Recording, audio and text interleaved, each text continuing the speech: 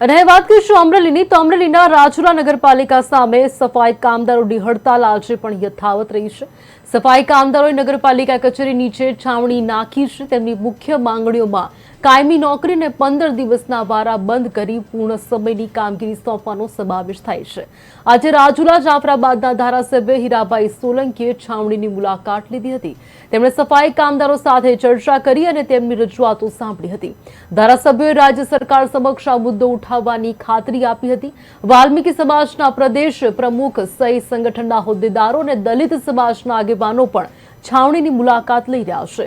અગાઉ આંદોલનકારીઓએ અન્ય એજન્સીઓ પાસેથી સફાઈના સાધનો આંચકી લીધા હતા। એક દિવસ પહેલા હાઈવે ચક્કાજામ કરવામાં આવ્યો હતો, જેના કારણે પોલીસે રસ્તો રોકનાર લોકો સામે ગુનો નોંધ્યો હતો। હાલમાં શાંતિપૂર્ણ વાતાવરણમાં હડતાળ ચાલુ છે।